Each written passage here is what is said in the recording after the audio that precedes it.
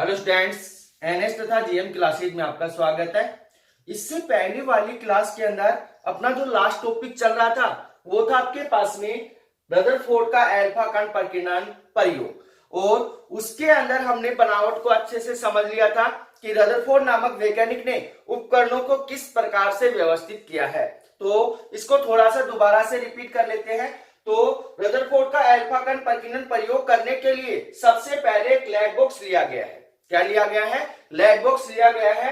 इस lead box के अंदर विस्मित के तत्वों को रखा गया है। अब आपके पास में विस्मित का कौन सा तत्व रखा जाता है? तरराशि Bi 214 रखा जाता है, क्योंकि ये सबसे ज्यादा अल्फा कण क्या करता है? उत्सर्जित करता है।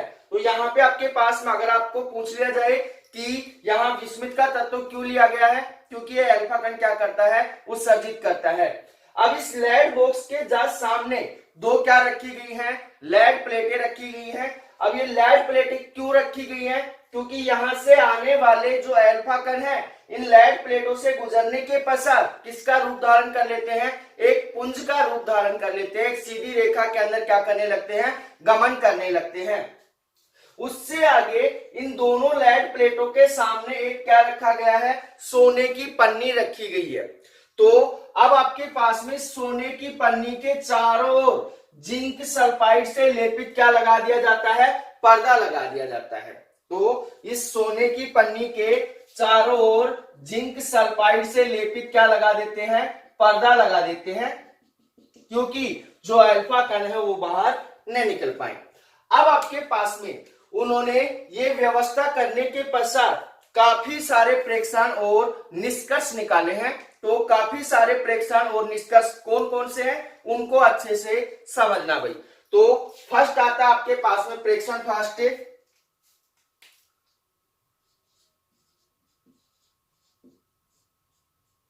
प्रेक्षण फर्स्ट अच्छे से समझना कि आपके पास में प्रेक्षण फर्स्ट के अंदर उन्होंने क्या पाया है कि जब विस्मित तत्व से अल्फा कण क्या होते हैं? स्वर्ण पत्थर या सोने की पन्नी के ऊपर क्या होते हैं? आपतित होते हैं। तो अधिकांश जो अल्फा कण है वो बिना विक्षेपित हुए सीधे ही क्या होते हैं? सोने की पन्नी से पारगमित हो जाते हैं, बाहर निकल जाते हैं।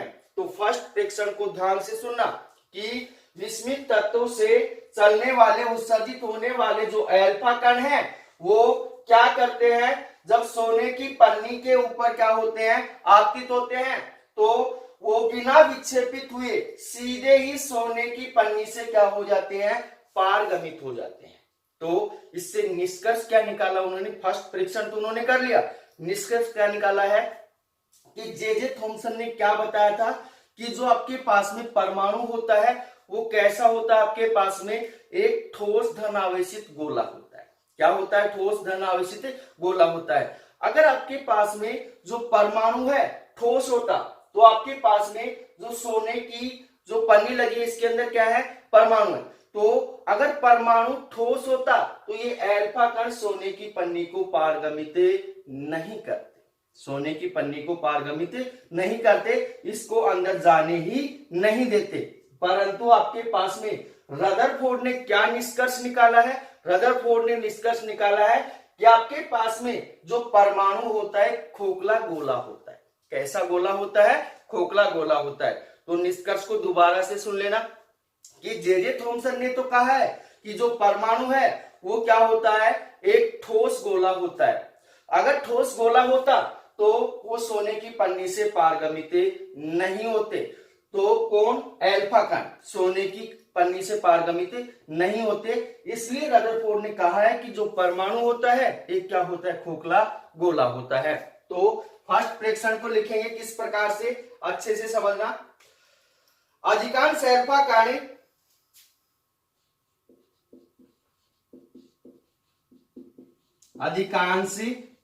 कण बिना विक्षेपित हुए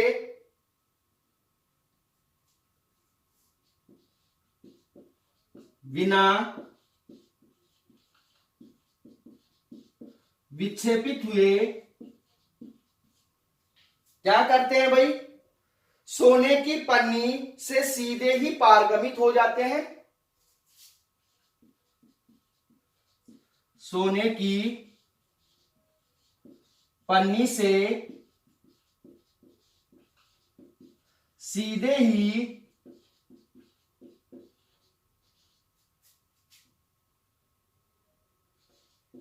पारगमित हो जाते हैं।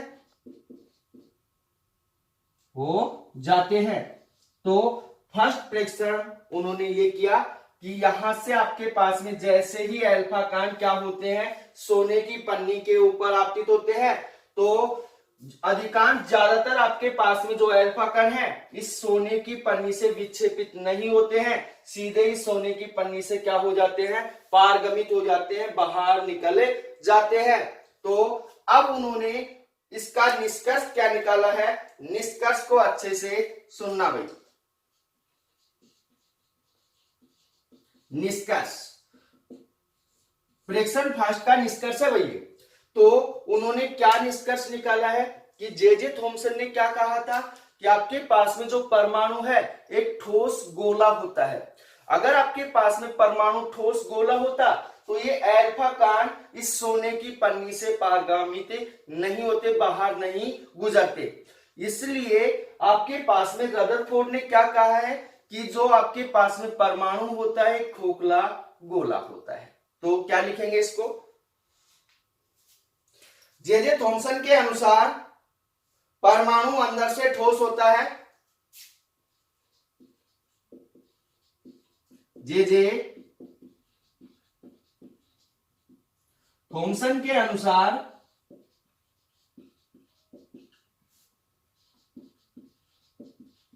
परमाणु अंदर से ठोस होता है, अंदर से ठोस होता है। अगर आपके पास में परमाणु अंदर से ठोस होता है तो अल्फा कण सोने की पन्नी से पारगमित नहीं होते। आगे लिखेंगे, यदि परमाणु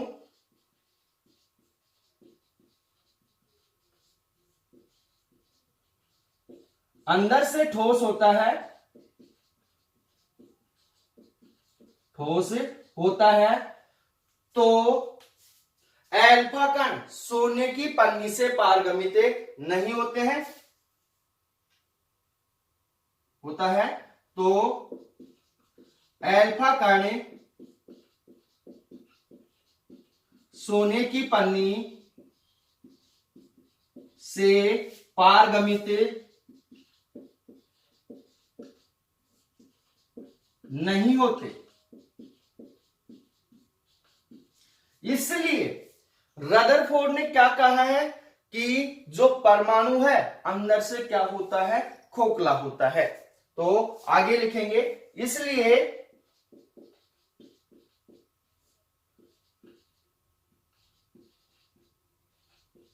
रदरफोर्ड के अनुसार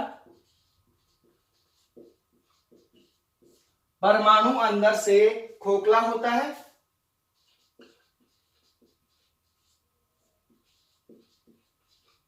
परमाणु अंदर से खोखला होता है। तो पहला प्रेक्षण और पहले प्रेक्षण का निष्कर्ष आपको अच्छे से समझ में आ गया होगा। तो आप इसका स्क्रीनशॉट ले सकते हैं, एक एक प्रेक्षण करेंगे और एक एक उसका क्या लिखेंगे, निष्कर्ष लिखेंगे, क्योंकि अभी अपना डायग्राम कंप्लीट नहीं हुआ है। इसकी बनावट के ऊपर आप लिखकर छोड़ देना, उसके नीचे जगह छोड़ देना, वहां पे आपको क्या बनाना है, डायग्राम बनाना है। फिर उसके नीचे आपको प्रेक्षण और निष्कर्ष लिखने हैं। तो डायग्राम की जगह छोड़ देना भाई, प्रेक्षण और निष्कर्ष लिखने से पहले। तो इसका स्क्रीनशॉट ले सकते हो, इसको रब करूंगा।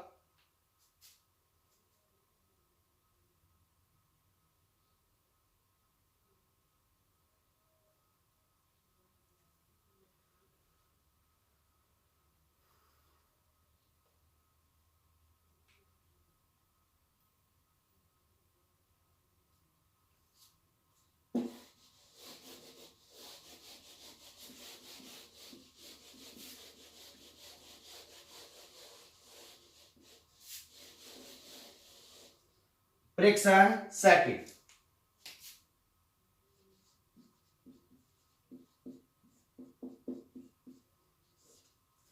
प्रेक्षण सेकंड क्या है, अब यहाँ पे दोनों वैज्ञानिकों ने कंपेयर किया है कि जे थॉमसन ने कहा है कि जो अल्फा कण है वो 10 से अधिक कोण के ऊपर विक्षेपित नहीं होते। तो उन्होंने तो ये बताया है कि जो अल्फा कण है वो 10 से अधिक कोण के ऊपर विक्षेपित नहीं होते हैं, परंतु आपके पास में रदरफोर्ड ने क्या बताया है कि जो अल्फा कण है वो विभिन्न दिशाओं के अंदर विभिन्न कोणों के ऊपर क्या होते हैं, विक्षेपित होते हैं।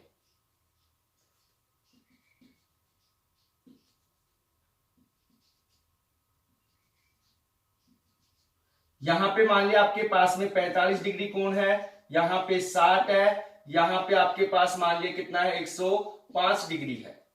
तो ध्यान से सुनना, ये आपके पास में क्या है, अल्फा कण है।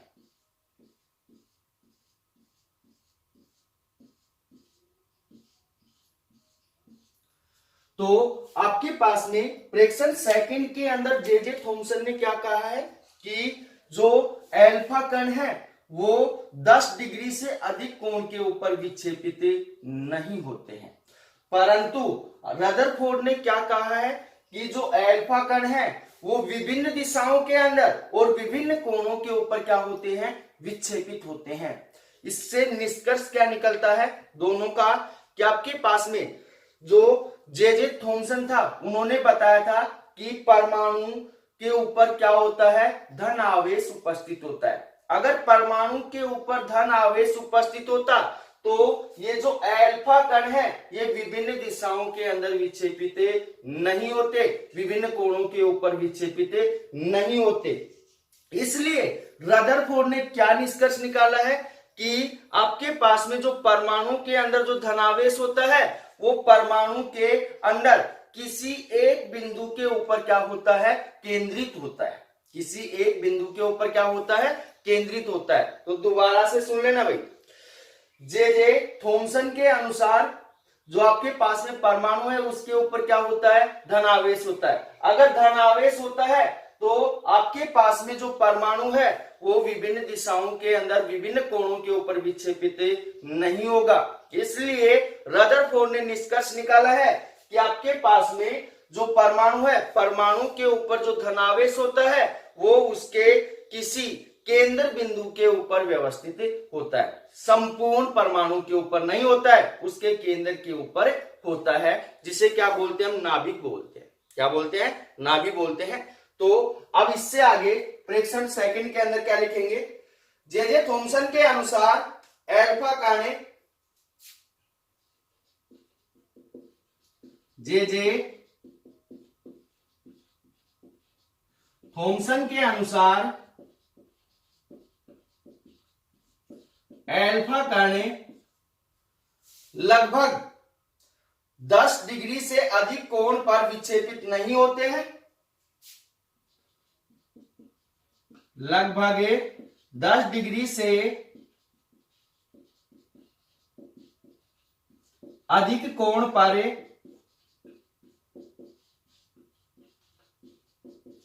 विक्षेपित नहीं होते हैं,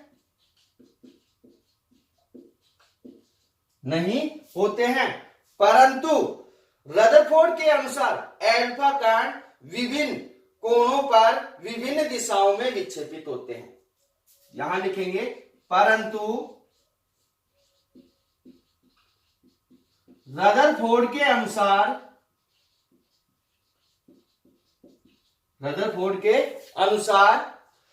अल्फा कण विभिन्न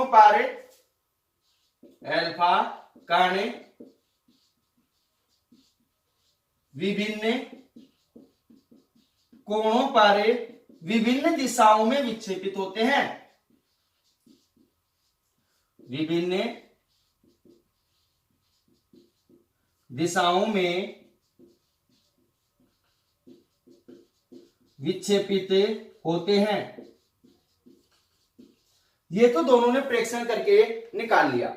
अब इन दोनों का निष्कर्ष क्या निकलता है, उस निष्कर्ष को अच्छे से समझना भी। तो आपके पास में निष्कर्ष होगा,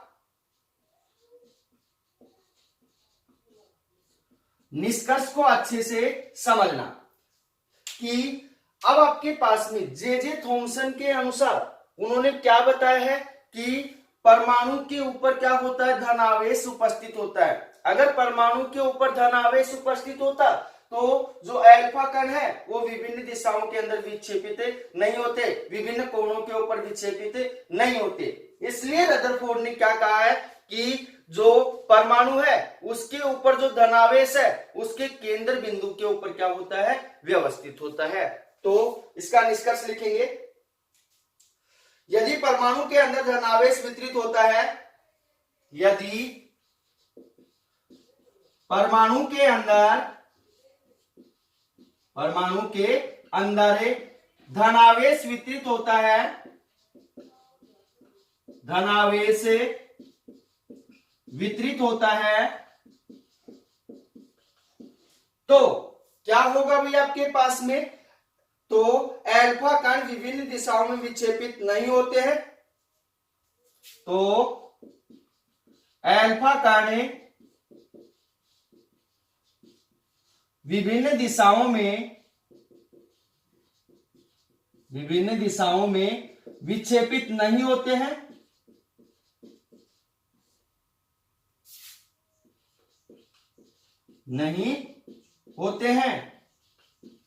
परंतु रदरफोर्ड के अनुसार परमाणु में जो धनावेश है वो वितरित नहीं होता है। इसलिए हम कह सकते हैं कि परमाणु पर धनावेश वितरित नहीं होता है। तो यहां लिखेंगे, इसलिए परमाणु पर धनावेश वितरित नहीं होता है, उसका संपूर्ण धनावेश कहां होता है कि केंद्र बिंदु के ऊपर होता है। तो आगे क्या लिखेंगे, उसका संपूर्ण धनावेश परमाणु के किसी बिंदु पर उपस्थित होता है, तो उसका संपूर्ण धनावेश परमाणु के किसी बिंदु पर उपस्थित होता है, परमाणु के किसी बिंदु पर उपस्थित होता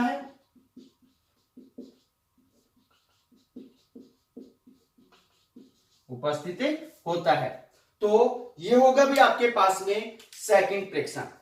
तो सेकंड प्रेक्षण आपको अच्छे से समझ में बैठ गया होगा क्या कहना चाह रहा है। जे थॉमसन ने कहा है कि जो अल्फा कण है वो 10 डिग्री से अधिक कोण के ऊपर विक्षेपित नहीं होते हैं, परंतु रदरफोर्ड ने प्रयोग के अंदर क्या निकाला है कि जो अल्फा कण है वो विभिन्न दिशाओं के अंदर विभिन्न कोणों के ऊपर क्या होते हैं, विक्षेपित होते हैं। तो दोनों ने क्या निष्कर्ष निकाला है कि यदि परमाणु के अंदर, जे थॉमसन ने कहा था कि परमाणु के ऊपर क्या होता है, धनावेश उपस्थित होता है, वितरित होता है। अगर आपके पास में परमाणु के ऊपर धनावेश वितरित होता है तो विभिन्न दिशाओं के अंदर विक्षेपित नहीं होगा, इसलिए परमाणु के ऊपर धनावेश वितरित नहीं होता है, वो किसी एक बिंदु के ऊपर या केंद्र बिंदु के ऊपर क्या होता है, व्यवस्थित होता है। तो ये हो गया आपके पास में प्रेक्षण सेकंड। तो इसका स्क्रीनशॉट ले सकते हो आप।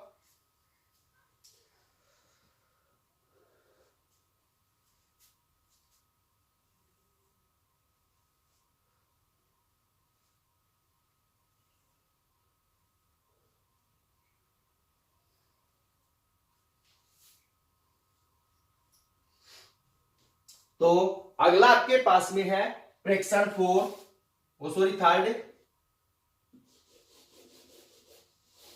प्रेक्षण थर्ड।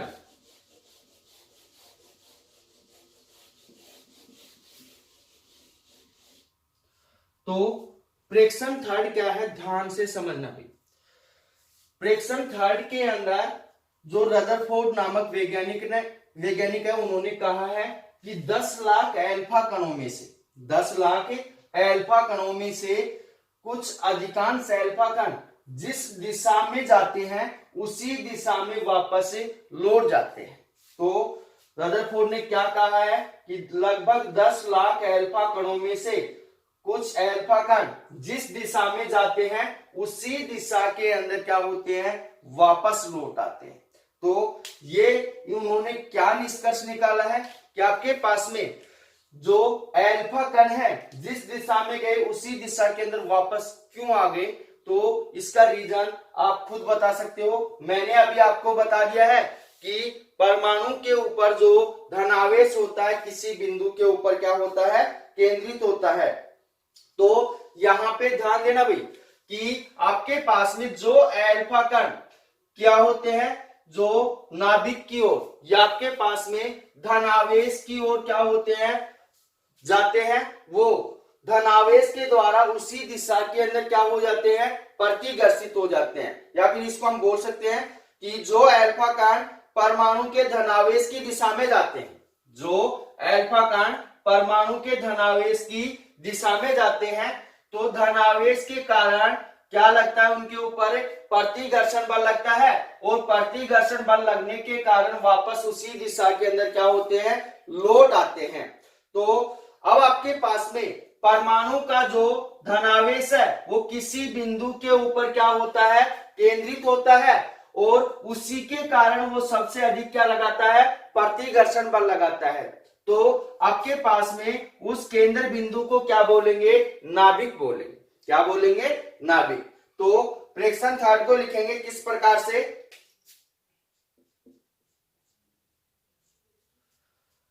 लगभग 10 लाख अल्फा कणों में से लगभग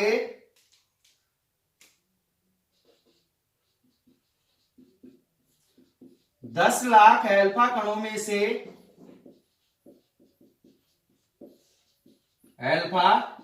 से कुछ अल्फा कण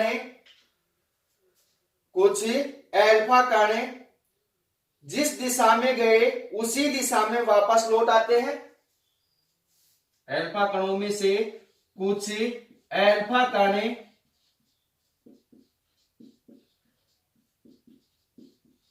जिस दिशा में गए उसी दिशा में वापस लौट आते हैं, वापस लौट आते हैं। तो उन्होंने ये पाया कि 10 लाख अल्फा कणों में से कुछ अल्फा कण जिस दिशा में जाते हैं उसी दिशा के अंदर क्या होते हैं, वापस लौट आते हैं। तो क्या निष्कर्ष निकाला उन्होंने कि जो अल्फा कण नाभिक के धनावेश की दिशा में जाता है, तो धनावेश क्या लगाता है, उसके ऊपर प्रतिघर्षण बल लगाता है और प्रतिघर्षण बल के कारण वापस क्या होता है, वो उसी दिशा के अंदर अल्फा कण पहुंच जाता है। तो उन्होंने निष्कर्ष निकाला कि परमाणु के ऊपर जो अधिकतम प्रतिघर्षण बल कौन लगाता है, उसका नाभिक लगाता है। तो आपके पास में उस बिंदु को क्या बोलेंगे, जहां पे धनावेश उपस्थित होता है उस बिंदु को बोलेंगे हम नाभिक बोलेंगे। तो इसका निष्कर्ष किस प्रकार से लिखेंगे,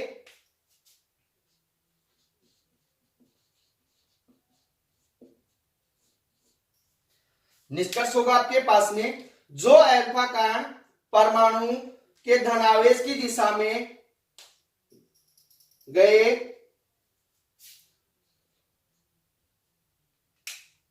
जो अल्फा कण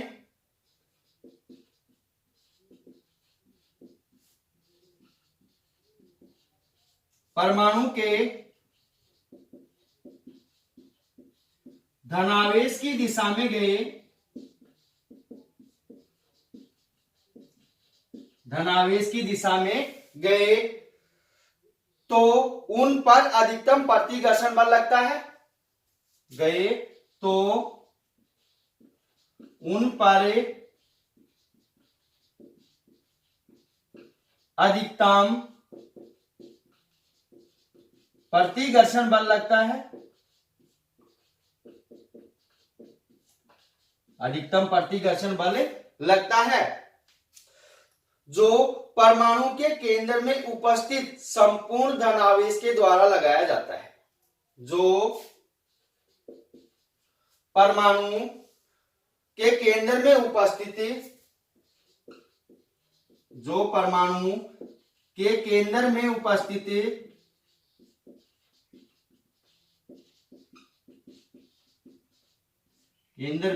उपस्थित संपूर्ण धनावेश के द्वारा लगाया जाता है।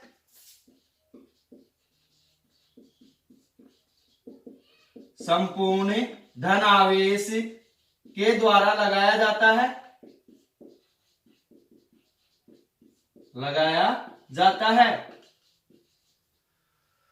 अब उससे आगे आपके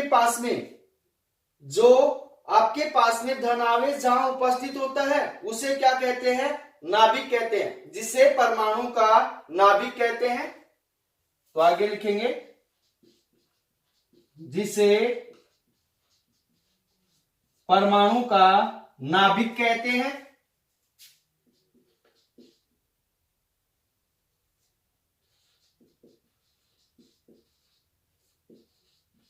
नाभिक कहते हैं। तो ये होगा भाई आपके पास में थर्ड प्रेक्षण और उसका निष्कर्ष।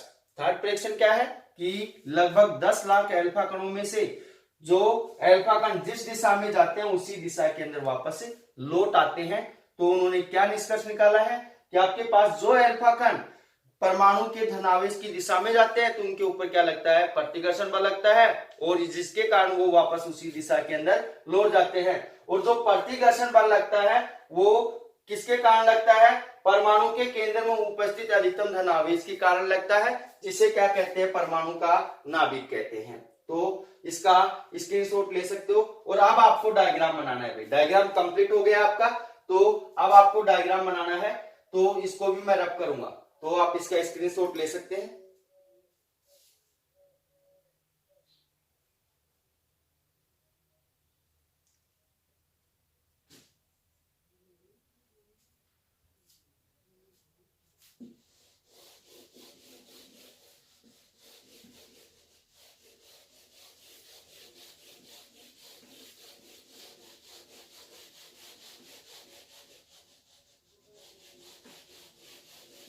अगला है आपके पास में प्रेक्षण 4।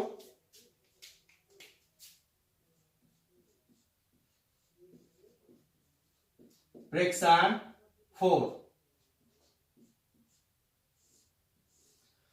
प्रेक्षण 4 को अच्छे से समझना भाई। आपके पास में विक्षेपित अल्फा कणों की संख्या कितनी है? n थीटा है। आपके पास में विक्षेपित अल्फा कणों की संख्या कितनी है? n थीटा है। तो ये विक्षेपित अल्फा कणों की संख्या n थीटा परिकीर्णन कोण साइन 4 थीटा अपॉन में 2 के व्युत्क्रमानुपाती होती है। तो आपके पास में ध्यान से सुनना इसको कि विक्षेपित अल्फा कणों की संख्या कितनी है? n थीटा है। तो आपके पास में विक्षेपित जो आपके पास में अल्फा कण है उनकी जो संख्या है वो परिकीर्णन कोण साइन 4 थीटा बटे 2 के क्या होती है? व्युत्क्रमानुपाती होती है। क्या होती है? व्युत्क्रमानुपाती होती है। तो पहले इसको लिखेंगे कैसे? पहले समझो इसको। विक्षेपित अल्फा कणों की संख्या n theta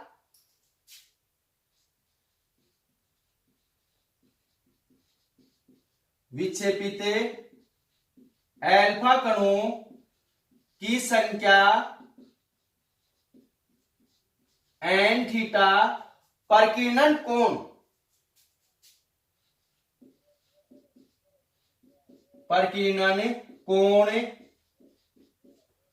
sine 4 theta upon में 2 के व्युत्क्रमानुपाती होती है।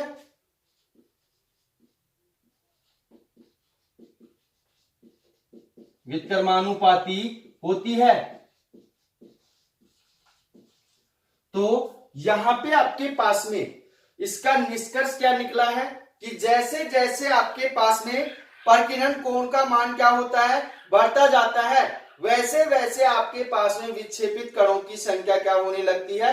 कम होने लगती है। तो इसका निष्कर्ष निकला है कि जैसे जैसे आपके पास में परिकीर्णन कोण का मान बढ़ता जाएगा तो साइन का मान क्या होगा? बढ़ेगा। तो आपके पास में जो विक्षेपित अल्फा कणों की संख्या है उसका मान क्या होने लगता है? घटने लगता है। क्योंकि आपके पास में जो एन थीटा है वो क्या होती है, व्युत्क्रमानुपाती होती है किसके, साइन 4 थीटा अपॉन में 2 के। तो यहां पे ध्यान देना भाई, जैसे जैसे आपके पास में प्रकीर्णन कोण थीटा का मान बढ़ता जाएगा वैसे वैसे आपके पास में विक्षेपित अल्फा कणों की संख्या क्या होने लगेगी, कम होने लगेगी। तो इसका ग्राफ भी समझ लो, अगर वैसे समझ में नहीं आया है तो इसको ग्राफ से समझ लो। इस साइड आपके पास में मान लिया आपके पास में क्या प्रकीर्णन कोण थीटा है तो साइन 4 थीटा बाई 2 हो गया, और इस साइड आपके पास में क्या हो गया, विक्षेपित अल्फा कणों की संख्या एन थीटा हो गई। तो यहां पे आपके पास में अलग अलग मान होंगे। तो यहां पे मान लिया आपके पास में 10 है, 10 की पावर 2, 10 की पावर 3, 10 की पावर 4 और मान सकते हैं आगे मान। तो यहां पे आपके पास में जैसे जैसे प्रकीर्णन कोण का मान बढ़ता जाएगा वैसे वैसे आपके पास में विक्षेपित अल्फा कणों की संख्या क्या होने लगेगी, कम होने लगेगी। तो इसका निष्कर्ष किस प्रकार से लिखेंगे,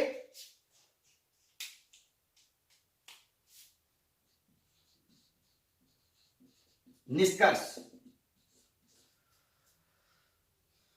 उपरोक्त ग्राफ से स्पष्ट होता है कि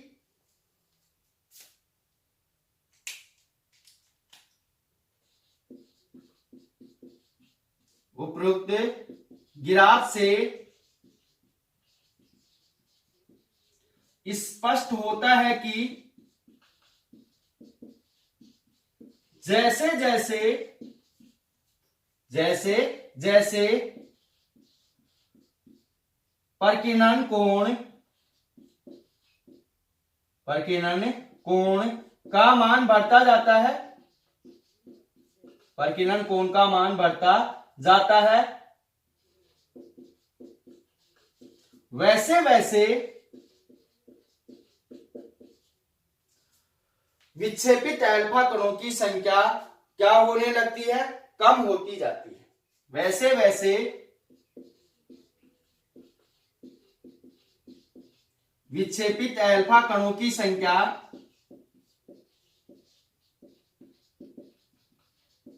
कम होती जाती है, कम होती जाती है। तो यहां पे ध्यान रखना भाई, प्रकीर्णन कोण का मान बढ़ेगा तो आपके पास में विक्षेपित अल्फा कणों की संख्या क्या हो जाएगी, कम हो जाएगी। तो इससे आगे आपके पास में यदि जो सोने की पन्नी आपने ली है, सोने की पन्नी की मोटाई कितनी है, टी है, तो आपके पास में विक्षेपित कणों की जो अल्फा कणों की जो संख्या एन है वो सोने की जो पन्नी है उसकी मोटाई की क्या होती है, समानुपाती होती है। तो नीचे एरो का निशान लगाकर लिखेंगे, यदि सोने की पन्नी की मोटाई टी है तब, अब आपके पास में सोने की पन्नी की मोटाई कितनी है, टी है, तब प्रकीर्णन अल्फा कणों की संख्या, तब प्रकीर्णन अल्फा कणों की संख्या कितनी होगी भाई, आपके पास में एन समानुपाती होगा किसके, टी के, एन समानुपाती होगा किसके, टी के। अब आपके पास में यहां प्रकीर्णन अल्फा कणों की संख्या कितनी है, एन, और सोने की पन्नी की मोटाई कितनी मानी है, टी है। तो आपके पास में प्रकीर्णन अल्फा कणों की जो संख्या एन है वो सोने की जो पन्नी है उसकी मोटाई की क्या होती है, समानुपाती होती है। तो इस मान को इस साइड भेजेंगे तो आपके पास में एन बटे टी बराबर कितना हो जाएगा, आपके पास में नियतांक मान हो जाएगा, कितना हो जाएगा, नियतांक। तो इस मान को याद रखना भाई, न्यूमेरिकल के अंदर आपको काम आएगा। तो आपके पास वहां पे सोने की पन्नी की मोटाई इतनी है और आपके पास नियतांक कितना है, तो प्रकीर्णन अल्फा कणों की संख्या का मान क्या करना है, आपको निकालना है। तो आराम से इसका मान निकाल सकते हैं। उससे आगे आपके पास में सेकंड बात को अच्छे से समझना, यदि अल्फा कण का आवेश कितना है, +2e और जेड ई है तथा दोनों के बीच की दूरी कितनी है, आर नोट है।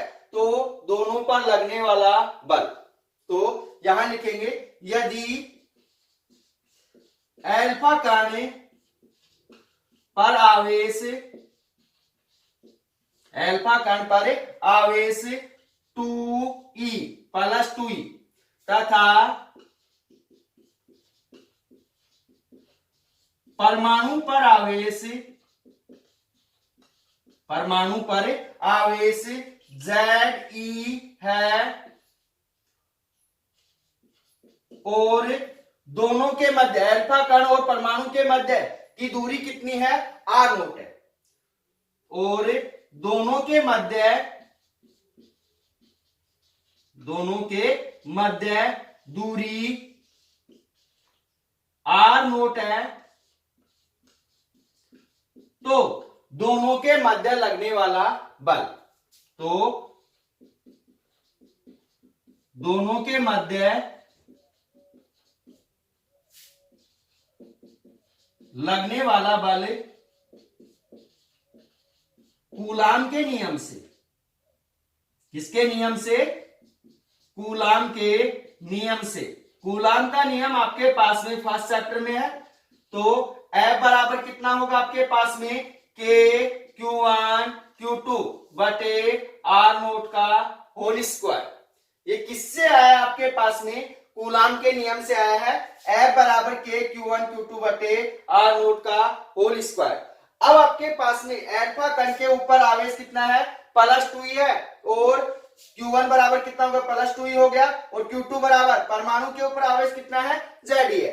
तो इस साइड कर रहा हूं वही, तो क्या मान होगा आपके पास में, Q1 बराबर हो गया आपके पास में, ऊपर भी कर देता हूं यहां से, तो Q1 बराबर कितना हो गया आपके पास में 2e हो गया, और Q2 बराबर कितना मान हो गया आपके पास में Ze हो गया। दोनों मान उठाकर इस समीकरण के अंदर डालेंगे तो आपके पास दोनों के ऊपर लगने वाला बल F बराबर कितना हो जाएगा, K, और कितना होगा आपके पास में Z, और कितना होगा आपके पास में, सॉरी 2e इंटू Ze बटे कितना हो जाएगा, R नोट का स्क्वायर। तो F बराबर कितना हो गया, 2kZe स्क्वायर बटे कितना हो गया, R नोट का स्क्वायर, R नोट का स्क्वायर। तो दोनों के मध्य लगने वाले बल का मान यह आ गया। अब इससे आगे आपके पास में यहां K बराबर क्या है, नियतांक है। K बराबर क्या है, नियतांक है, और K का मान कितना होता है आपके पास में, K का जो मान होता है वो होता है आपके पास में K बराबर 9 गुणा 10 की पावर 9, और कितना होगा भाई आपके पास, इसका मात्रक होता है न्यूटन मीटर स्क्वायर बटे coulomb square, newton metre square बटे कूलाम स्क्वायर। क्योंकि आपके पास में K बराबर जो मान होता है, इसको और सोल्व कर देता हूं आगे, कितना होता है 1/4 पाई एप्सिलॉन नोट होता है, और जो एप्सिलॉन नोट है वो आपके पास में वायु या निर्वात की क्या है, विद्युतशीलता है, और इसका मान कितना होता है आपके पास में 8.854 इंटू 10 की पावर माइनस में 12 कूलाम स्क्वायर बटे न्यूटन मीटर स्क्वायर होता है। तो ये मान उठाकर यहां डालेंगे तो इसको सोल्व करेंगे तो K का मान आपके पास कितना आएगा, 9 मल्टीप्लाई 10 की पावर 9 न्यूटन मीटर स्क्वायर बटे कूलाम स्क्वायर आएगा। तो ये हो गया आपके पास में, किसका मान हो गया आपके पास में, जो प्रेक्षण 4 है उसका निष्कर्ष निकला है। प्रेक्षण 4 यहां तक कंप्लीट हुआ है भाई।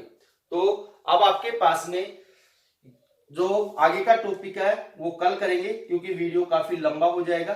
तो अगर वीडियो आपको पसंद आया है तो वीडियो को लाइक कीजिए, शेयर कीजिए तथा हमारे YouTube चैनल को सब्सक्राइब कीजिए। तो मिलते हैं छोटे से ब्रेक के बाद। धन्यवाद।